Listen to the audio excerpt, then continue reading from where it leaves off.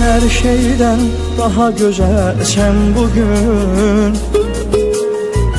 Hediyeler hətta qalır kölgədə. Mənim üçün hədiyəsən, özünsən. Mənə görə doğulmusan bəlkə də. Bugün günlərdən sənin günündür. Bu xoş hisslər ola bilməz heç nədə.